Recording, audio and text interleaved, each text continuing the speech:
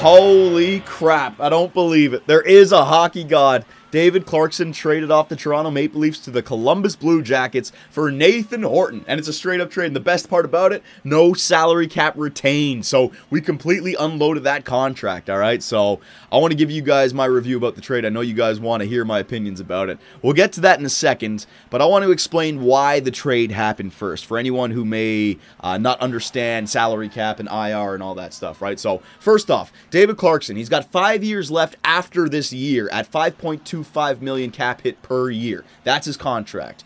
Nathan Horton, he also has 5 years left after this year, but it's at $5.3 million cap hit per year. So slightly higher, but very similar contracts, right? So why would Columbus trade Horton to Toronto, and why would Toronto trade Clarkson to Columbus if they're both getting the same contract right back?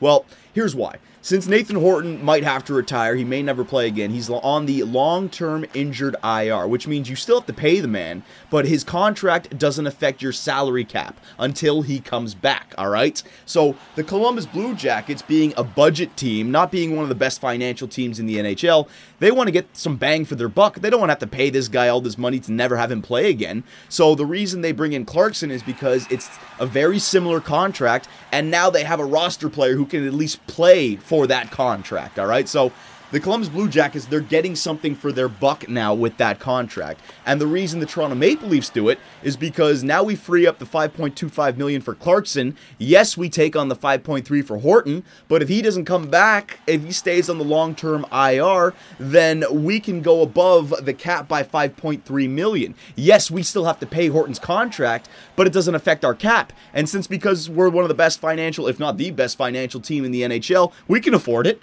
We can afford a salary cap of $150 million if they had it that high, right? So we free up the $5 million for the cap space, and we just pay off Horton's contract. So basically, that's what it is. We're paying $5.3 million for the next 5 years to free up $5.2 million in our cap space. But the Toronto Maple Leafs, we can do it, man. We're a very healthy financial team, right? So that's why the Toronto Maple Leafs do it. So that's why I think it is a trade that works out for both teams. A lot of people saying the Columbus Blue Jackets, they got fleeced. Why the hell would you take on David Clarkson, right? But again, why it works for both teams. Toronto can afford to pay Horton's contract and still be a cap team, and Columbus, they at least get a roster player for the same money and length, and they're a budget team. So again, they don't want to have to pay Horton's retirement contract, right? So we'll get into why it's good for Toronto first. You know, Toronto now has more flexibility for the rebuild. A lot of talk was, how are we going to move these players out when we can't take contracts back? Dion Phaneuf's big contract, Kessel's big contract, Lupul, even Bozak, right? But now that you free up $5 million just like that with no retained space, it gives you so much flexibility in that rebuild. And also, you know, Clarkson being moved without retaining that cap, that just shows me that Phaneuf can be moved without retaining cap. Lupul could be moved without retaining cap. Kessel, obviously. Gardner could be moved, you know? That was the hardest asset that we had on our roster, the thing that was going to be stuck on our team for the next 6 years. But now that it's just gone, any roster player in the Toronto Maple Leafs can be moved, right? So the Leafs rebuild has been fast-tracked thanks to this deal. I love this deal strictly for rebuilding purposes. And if Nathan Horton magically comes back from healthy, and gets healthy, he's only 29 years old. He could be like the next Joffrey Lupul for us, where you think that his career is over, and all of a sudden he comes back and he puts together some good seasons, and maybe we can trade him away. But if he does retire, then we free up the cap space. So that's why it works for Toronto.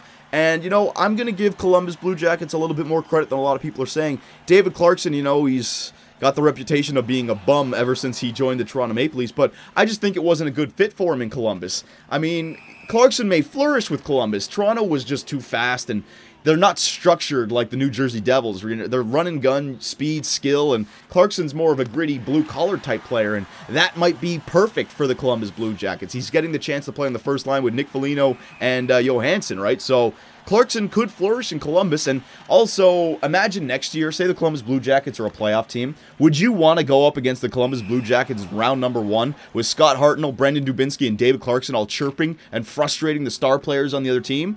Columbus Blue Jackets are going to be a freaking tough team to play against. You're not going to want to go into Columbus, man, with those 3 guys. And also Boone Jenner coming up, like Columbus Blue Jackets, they could be a blue-collar team. And that's why I say Clarkson could flourish. I think he'd be better suited to flourish on Columbus than here in Toronto. Toronto, again, too much speed, too much skill, not enough structure, and we're just run and gun. So the skill players on Toronto do good, but the gritty players like Clarkson, they get left, and all of a sudden their third or fourth liner is never given the chance to play alongside of Phil Kessel because he can't keep up with them. Now he's getting the chance to play on the first line with Johansson and Foligno, right? So it's an interesting trade. It really is. I'm happy as hell for the Toronto Maple Leafs. We've gotten rid of that cap, so now we can officially start the rebuild. Everybody can go, and also we can take on more cap from other teams, like we did with Jokin. We took on his cap for 1 year left. That's what I mean about the trades. We can trade away now Dion Phaneuf and take on a guy with $4 million for like 2 years left. It won't be a problem because Clarkson's gone now, right? So